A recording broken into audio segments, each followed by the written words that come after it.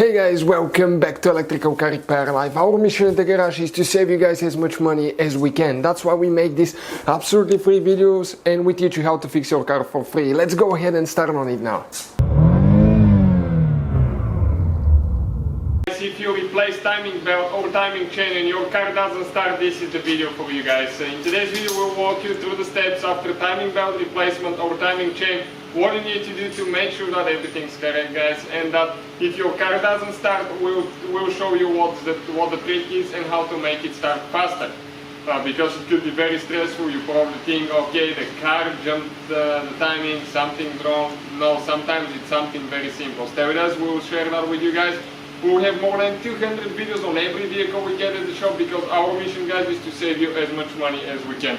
So let me explain now. We have that Chevy Cruze here, guys. We did timing belt replacement. Haven't started the car yet. Okay, you can see even the battery is not connected. Few things that you need to always double check. Okay, stay with us and we'll share them with you. So you have to make sure you have engine oil, guys. Always never forget to put oil in your car because you're in a hurry. Okay, if you drain the oil, sometimes you need to do that for a timing chain. For timing belt, not always. But for timing chain, you will need to drain the oil and you may forget to put some. So, oil, not to forget.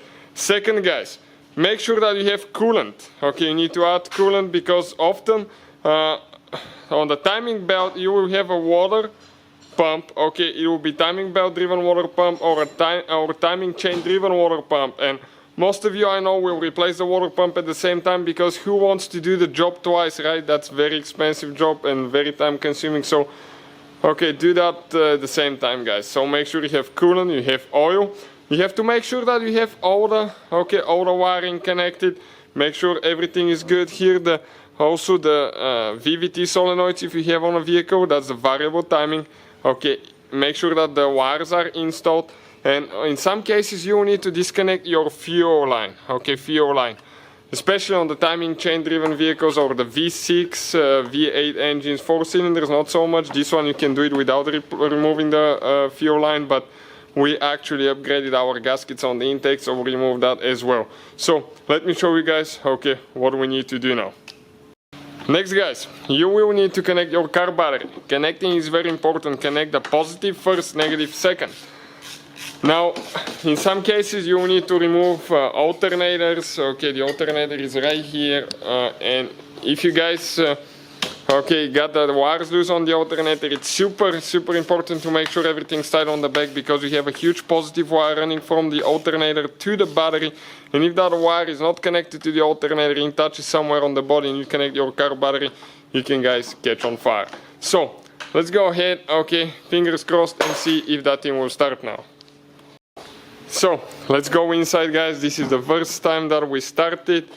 Hopefully the battery is still charged because it's been sitting quite a while in the shop. Now, a few tricks, guys. Okay, a few tricks. If your car doesn't want to start, okay, let me explain to you guys, okay, what you can do. So, turn the ignition, guys, on. You will hear your fuel pump running. Then it stops. Then you want to go ahead, turn it off. Turn it on.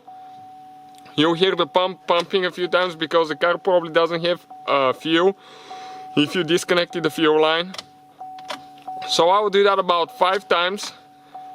Okay, and then we'll attempt to start it. Okay, let's try now. Okay, you can see how it didn't have fuel, right?